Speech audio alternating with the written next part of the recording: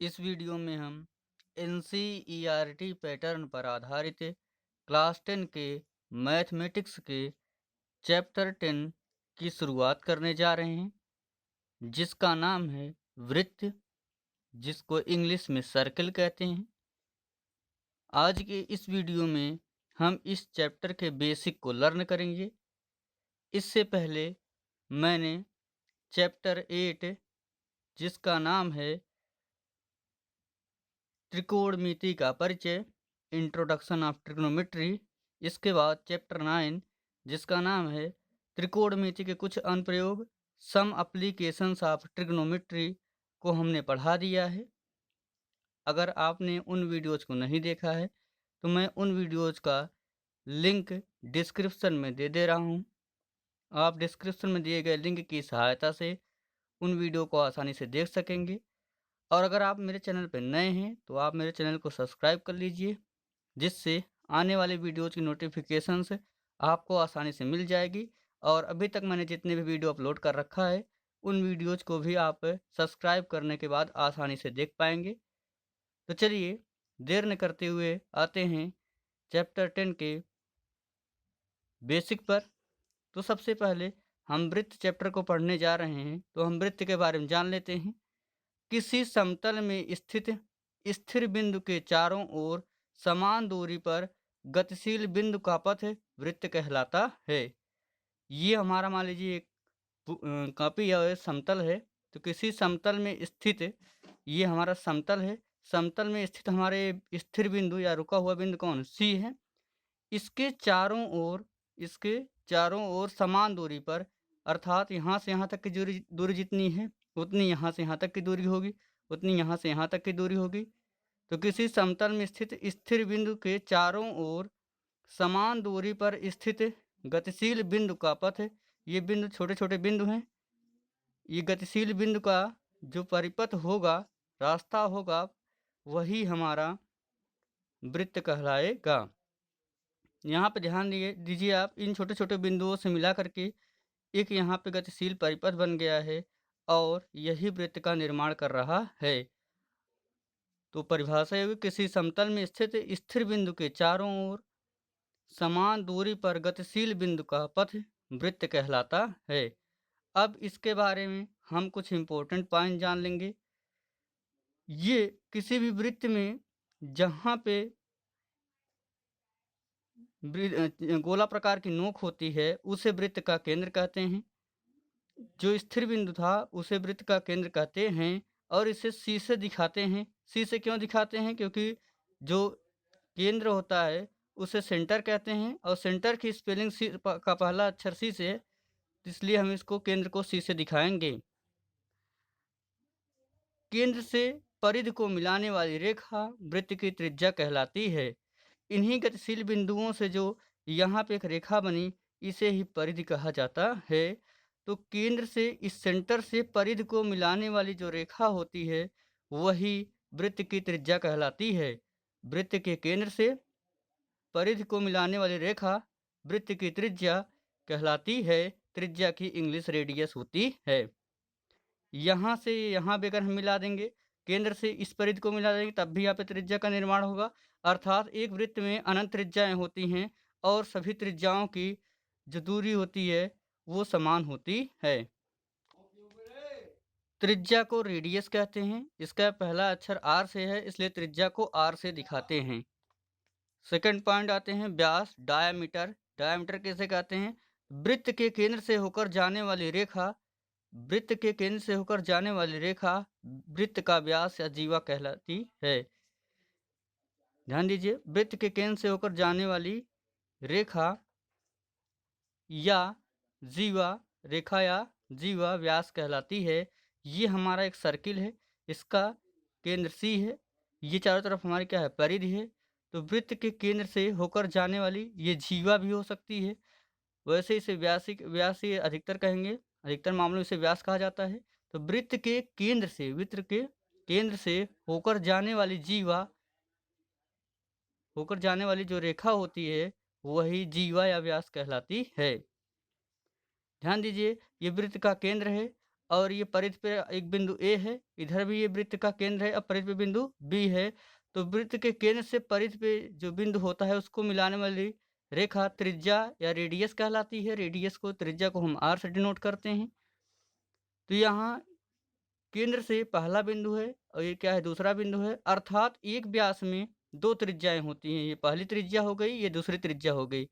तो वृत्त के व्यास में दो त्रिज्याएं होती हैं। वृत्त का व्यास इज इक्वल टू 2 इंटू त्रिज्या। वृत्त का व्यास इज इक्वल टू हो जाएगा 2 इंटू त्रिज्या, क्योंकि ये पहली त्रिज्या है और ये दूसरी त्रिज्या है। अगर यहाँ से हम त्रिज्या निकालना चाहेंगे तो 2 यहाँ इंटू में है, नीचे आएगा। वृत्त की त्रिज्या इज इक्वल टू हो जाएगा व्यास अपान 2, अर्थात जो वृत्त की त्रिज्या होती है वह व्यास की आधी होती है। वृत्त की त्रिज्या व्यास की आधी होती है। इस तरीके से हमारा ये भी पॉइंट क्लियर होता है कि वृत्त के केंद्र से होकर जाने वाली रेखा वृत्त की जीवा या व्यास कहलाती है। और इसी में हम एक नोट समझ लेंगे, इम्पोर्टेंट पॉइंट। वृत्त का जो व्यास होता है वह किसी भी वृत्त को दो बराबर भागों में बांटता है और प्रत्येक भाग अर्धवृत्त कहलाता है। वृत्त का व्यास वृत्त को दो बराबर भागों में, यानी जो ये वाला भाग होगा इसके क्या होगा, बराबर होगा। वृत्त होता है वो, अगर उसका व्यास है तो वृत्त का व्यास क्या करता है, वृत्त को दो बराबर भागों में बांटता है और प्रत्येक भाग बराबर होता है। यानी इधर का ये पार्ट पूरा, ये पार्ट क्या होगा, इस पार्ट के बराबर होगा। तो वृत्त का व्यास वृत्त को दो बराबर भागों में बांटता है, प्रत्येक भाग अर्धवृत्त कहलाता है। और ये भी भाग, पहला वाला भाग हमारा अर्धवृत्त कहलाएगा और सेकंड वाला भाग भी अर्धवृत्त कहलाएगा। इस तरीके से वृत्त का व्यास एक वृत्त को दो अर्धवृत्तों में बांटता है। थर्ड पॉइंट हम देखेंगे जीवा। जीवा की जो इंग्लिश होती है कॉर्ड। तो वृत्त के परिधि के दो बिंदुओं को मिलाने वाली सरल रेखा वृत्त की जीवा कहलाती है। ये वृत्त की परिधि है। वृत्त के परिधि के किन्हीं दो बिंदुओं को, यहाँ पे मान लिए हम, यहाँ पे हमारा पॉइंट ये वृत्त का केंद्र सेंटर से सी से हमने दिखा दिया, डिनोट कर दिया। अब यहाँ पे हमने मान लिया ये पूरा हमारा क्या है, परिधि है चारों ओर। परिधि पे हमने पहला बिंदु अपना ए ले लिया, दूसरा बिंदु बी ले लिया। इन यहाँ से बिंदु ए को हमने बिंदु बी से मिलाया। इस तरीके से हमारी यह एक प्रकार से हमारा व्यास बना, लेकिन व्यास जो है जीवा भी कहा जा सकता है व्यास को। यहाँ से जो हमारा ए सी बी है, रेखा ए सी बी है, यह जो है एक प्रकार से जीवा हुई। इसके अलावा जैसे हम पॉइंट यहाँ ए बी, इसके बाद हम सी डी कुछ भी ले लें, या हमने यहाँ पे ले लिया डी और यहाँ पॉइंट ले लिया ई, तो ये भी दो बिंदु है, वृत्त की परिधि पर ही उपस्थित दो बिंदु हैं। तो वृत्त यहाँ पे बिंदु डी को हमने बिंदु ई से मिला दिया, तो दो बिंदुओं को हमने मिलाया जो वृत्त की परिधि पर उपस्थित थे, तो ये डी ई भी हमारी जीवा हुई। और इसी तरीके से हमने बिंदु ए लिया था, इस बिंदु ए से इस बिंदु डी को, वृत्त की परिधि पर दोनों बिंदु उपस्थित हैं, इन दोनों को मिला दिया। इस तरीके से ए डी भी हमारी जीवा हुई। और यहाँ से बिंदु बी हमने परिधि पर लिया ही था वृत्त की, और यहाँ परिधि पर बिंदु ई था, तो बिंदु बी से बिंदु ई को मिलाया तो बी ई भी हमारी जीवा हुई। और इसी तरीके से यहाँ वृत्त की परिधि पर बिंदु एफ था और इधर बिंदु जी था, तो हमने एफ से जी को मिला दिया। इस तरीके से एफ जी भी हमारी एक जीवा हुई। तो वृत्त के परिधि के दो बिंदुओं को मिलाने वाली सरल रेखा वृत्त की जीवा कहलाती है। चित्र में हम कह सकते हैं ए सी बी, ए डी, यहाँ से बी ई और एफ जी वृत्त की जीवाएं हैं। अब इसमें जीवा के बारे में हम कुछ इम्पोर्टेंट बात समझ लेते हैं। तो वृत्त की सबसे बड़ी जीवा वृत्त का व्यास होती है। किसी वृत्त की सबसे बड़ी जो जीवा होती है वह वृत्त का व्यास होती है, अर्थात वह सरल रेखा जो वृत्त के केंद्र से होकर जाएगी वृत्त का व्यास कहलाती है। और किसी भी वृत्त में जो सबसे बड़ी जीवा होती है वह वृत्त का व्यास होती है। और दूसरा पॉइंट हम समझेंगे, पॉइंट भी, एक वृत्त में अनंत जीवाएं होती हैं।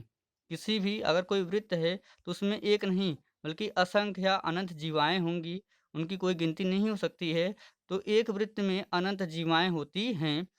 पॉइंट सी समझेंगे, वृत्त के सभी व्यास जीवा हो सकते हैं। वृत्त के जितने भी व्यास हैं वो जीवा हो सकते हैं, लेकिन सभी जीवाएँ व्यास नहीं हो सकती हैं। लेकिन हमें अगर ये कहें कि ये देखिए यहाँ पे डी और ई को हमने मिलाया है तो डीई सरल रेखा बनी है और व्यास केवल वही हो सकता है जो सेंटर से होके जाए। ऐसी सरल रेखा जो सेंटर से होके जाती है, केंद्र से होके जाती है, उसे ही वृत्त का व्यास कहते हैं। यहाँ ये एसीबी व्यास है और यह डीई रेखा की तुलना में काफ़ी बड़ी रेखा है एसीबी रेखा। इसलिए वृत्त की जो सभी व्यास हो सकते हैं वे जीवा कहलाएँगे, लेकिन वृत्त की जो सभी जीवाएँ होंगी, जैसे यहाँ पे डीई है, जीवा हमारा एफजी है या बीई है जीवा, एडी जीवा है, ये सभी जो है व्यास नहीं हो सकते हैं क्योंकि ये जो सरल रेखाएँ हैं ये केंद्र से होकर के नहीं जा रही हैं। तो हमें ये पॉइंट समझना बिल्कुल ये ज़रूरी है कि वृत्त के सभी व्यास जीवा हो सकते हैं, लेकिन सभी जीवाएँ व्यास नहीं हो सकती हैं। चौथा पॉइंट हम समझेंगे चाप। चाप को कहते हैं आर्क, एआरसी। चाप की जो इंग्लिश होती है वो आर्क होती है। तो वृत्त की परिधि पर स्थित दो बिंदुओं के बीच का भाग वृत्त का चाप कहलाता है। वृत्त की परिधि पर स्थित दो बिंदुओं के बीच का भाग वृत्त का चाप कहलाता है। जैसे ध्यान दीजिए, ये तो हमारा सेंटर हो गया। किसी भी वृत्त को बनाने के लिए हमें एक स्थिर बिंदु लेना पड़ता है और उसके चारों ओर जो छोटे छोटे बिंदु होते हैं उनसे जो गतिशील रेखा बनती है उसी से वृत्त का निर्माण होता है। ये हमारा हो गया सेंटर और यहाँ पे हमने वृत्त की परिधि पर दो बिंदु लिया। ये पहला बिंदु हमने मान लिया ए और दूसरा बिंदु मान लिया हमने बी। अब अगर गोला प्रकार की नोक रख के यहाँ से घुमाएंगे तो ये जो है एक प्रकार से ए बी हमारा भाग दिखेगा। तो वृत्त की परिधि पर स्थित दो बिंदुओं के बीच का भाग, यहाँ पे बिंदु ए और ये बिंदु बी, इन बिंदुओं के जो बीच का भाग ए बी है, यह एक वृत्त का क्या है, चाप है। तो ए बी वृत्त का चाप कहलाएगा। इसी तरीके से यदि हम यहाँ गोला प्रकार की नोक रखेंगे और फिर घुमाएंगे तो AC भी क्या है, ये वृत्त का चाप है। क्यों? क्योंकि वृत्त के परिधि पर ये दो बिंदु A और C हैं और इनके बीच का जो भाग है AC, यही क्या है, वृत्त का चाप है। इसी तरीके से बिंदु C और बिंदु D, यहाँ से यहाँ तक का जो भाग है ये भी क्या है, वृत्त का चाप है। CD भी क्या है, वृत्त का चाप है। इसी तरीके से BD भी वृत्त का चाप है। तो चित्र में AB, AC, BD और CD वृत्त के चाप हैं। यहाँ पे जो ऊपर लगाया गया है ये चाप का जो है मार्क होता है। जब भी हम किसी को चाप दिखाएंगे तो उसके ऊपर हम ये जरूर लगाएंगे, ये एक इसका प्रतीक होता है। इस तरीके से क्लियर हो गया होगा कि वृत्त की परिधि पर स्थित दो बिंदुओं के बीच का भाग वृत्त का चाप कहलाता है। तो यहाँ से बिंदु ए है, ये परिधि पर बिंदु ए है, परिधि पर बिंदु बी है, तो हमने बताया कि ए बी हमारा क्या है, चाप है। ऐसे ही सी ए चाप है, सी डी चाप है और बी डी भी क्या है, चाप है। अब अगला पॉइंट हम समझेंगे वृत्त की स्पर्श रेखा। टेंजेंट मीन्स होता है स्पर्श रेखा, ऑफ मीन्स काके की, सर्कल मीन्स वृत्त की। वृत्त की स्पर्श रेखा टेंजेंट ऑफ सर्किल। वृत्त केवल और केवल एक बिंदु को स्पर्श करके जाने वाली वृत्त की स्पर्श रेखा कहलाती है। वृत्त के केवल और केवल एक बिंदु को स्पर्श करके जाने वाली रेखा वृत्त की स्पर्श रेखा कहलाती है। यहाँ पे हमारा एक सर्किल है, सर्किल पर हमारा एक बिंदु क्या है, बी है। इस बिंदु से रेखा हमारी ए और डी जा रही है, तो यह इस वृत्त के बिंदु बी पर केवल एक ही जगह स्पर्श कर रही है, इसलिए यह स्पर्श रेखा कहलाएगी। तो वृत्त के केवल और केवल एक बिंदु को स्पर्श करके जाने वाली जो रेखा होती है वह वृत्त की स्पर्श रेखा कहलाती है। यहाँ पे ए बी डी इस वृत्त की स्पर्श रेखा है। तो क्लियर हुई डिफिनेशन कि वृत्त के केवल एक और केवल एक बिंदु से होकर जाने वाली जो रेखा होती है वह जो है वृत्त की स्पर्श रेखा कहलाती है। चित्र में रेखा ए बी डी वृत्त की स्पर्श रेखा है। चित्र में जो रेखा ए बी डी है वह वृत्त की स्पर्श रेखा है। और ये ध्यान दीजिए कि यहाँ पे अगर दो बिंदु होते और उनको स्पर्श करके जाती, यहाँ मान लीजिए हमारा बिंदु डी होता और बिंदु ई होता और यहाँ से स्पर्श करते हुए जाती, इनको कट करते हुए, तो यह छेदक रेखा कहलाती। तो स्पर्श रेखा क्या होगी, जो केवल स्पर्श करके जाए वही स्पर्श रेखा कहलाए। अब पॉइंट 6 हम समझेंगे वृत्तों की विभिन्न स्पर्श रेखाएं। वृत्तों की विभिन्न स्पर्श रेखाओं के बारे में समझेंगे। तो इसमें पॉइंट ए, बाह्य स्पर्श करने वाले वृत्तों से तीन उभयनिष्ठ स्पर्श रेखाएं खींची जा सकती हैं। ये मान लीजिए हमारा पहला वृत्त है, इसका सेंटर C1 है और हमारा दूसरा वृत्त है, इसका सेंटर C2 है। ये दोनों वृत्त, ये पहला वृत्त और ये दूसरा वृत्त, ये दोनों क्या कर रहे हैं, बाहरी बिंदु पर बिंदु A पर स्पर्श कर रहे हैं। तो बाह्य स्पर्श करने वाले वृत्तों से, यहाँ ये बाह्य स्पर्श कर रहे हैं बिंदु A पर, इनसे 3 उभयनिष्ठ रेखाएं खींची जा सकती हैं। उभयनिष्ठ का अर्थ है दोनों वृत्तों पर बिंदु होंगे और दोनों से जो है रेखाएं खींची जाएंगी। तो यहाँ हमारा जो पहला वृत्त था, इसमें हमने अपना एक पॉइंट ले लिया B और यहाँ ले लिया C। तो इससे हमने क्या किया, पहली स्पर्श रेखा खींचा। यह वृत्त के स्पर्श रेखा क्या होती है, जो केवल वृत्त के केवल एक ही बिंदु पर स्पर्श करे, वही स्पर्श रेखा कहलाएगी। तो यहाँ यह इस वृत्त के बिंदु C पर स्पर्श कर रही है और यहाँ पे B पर, तो ये BC हमारी स्पर्श रेखा है। इसी तरीके से हमने यहाँ पॉइंट लिया D और यहाँ लिया पॉइंट E। इस तरीके से DE भी हमारी स्पर्श रेखा है। और यहाँ जो ये बिंदु केवल A और A पे स्पर्श कर रहे थे, ऐसा नहीं कि यहाँ 2-3 बिंदु थे। तो यहाँ इस तरीके से जब हम बिंदु A से मिलाती हुई रेखा खींच दिए, तो हमारी FAG या GAF एक स्पर्श रेखा हुई। तो यहाँ हम कह सकते हैं चित्र में BC एक रेखा, स्पर्श रेखा हुई, BC, DE और FGA 3 स्पर्श रेखाएं हैं। तो यदि दो वृत्त बाहरी रूप से स्पर्श करेंगे, यदि दो वृत्त बाहरी रूप से किसी बिंदु पर स्पर्श करेंगे, तो उनसे 3 उभयनिष्ठ स्पर्श रेखाएं खींची जाएंगी। जैसे यहाँ पे BC है और FAG है और DGE, ये तीनों क्या हैं, हमारी स्पर्श रेखाएं हैं। तो हम यहाँ पे लिख सकते हैं चित्र में BC कहें चाहे BFC, BCF और DGE और FGA 3 स्पर्श रेखाएं हैं। बी पॉइंट पे आते हैं। अंतः स्पर्श करने वाले दो वृत्तों पर केवल एक ही स्पर्श रेखा खींची जा सकती है। चित्र में CAB एक स्पर्श रेखा है। अंतः स्पर्श करने का अर्थ है जब आंतरिक रूप से कोई वृत्त स्पर्श करे तो उसे कहेंगे अंतः। अंतः माने अंदर की ओर। तो अंतः स्पर्श करने वाले दो वृत्तों पर, ये हमारा पहला वृत्त है जिसका सेंटर C1 है और दूसरा छोटा वाला वृत्त है जिसका सेंटर C2 है।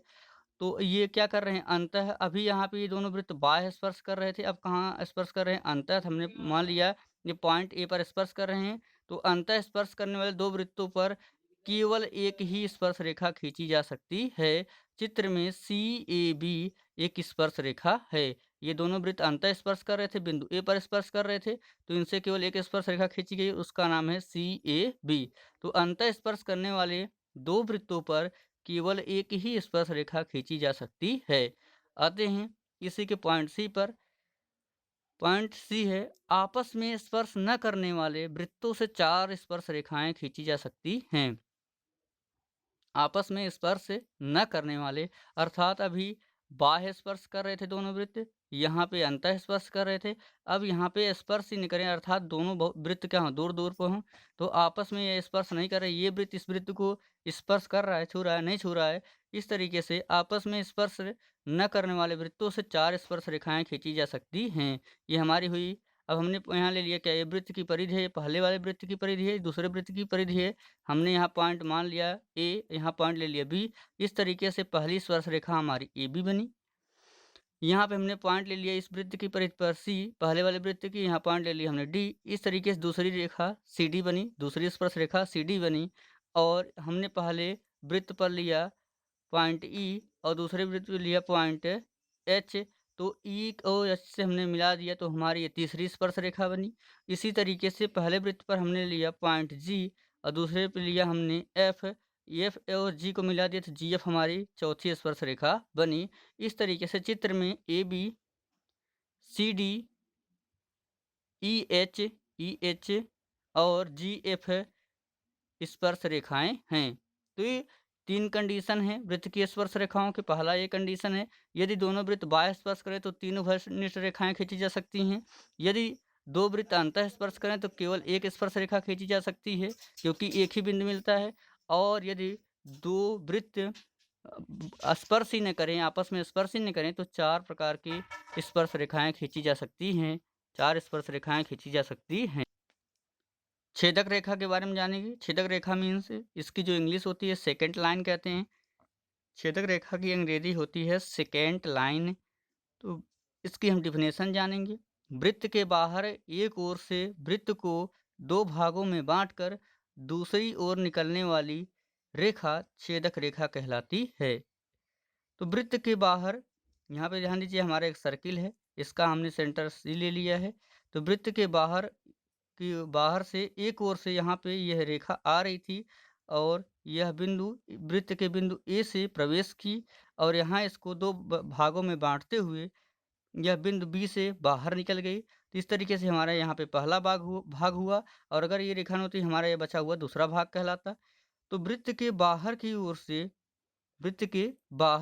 ओर से वृत्त को दो भागों में बांटकर दूसरी ओर निकलने वाली जो सरल रेखा होती है वही छेदक रेखा कहलाती है।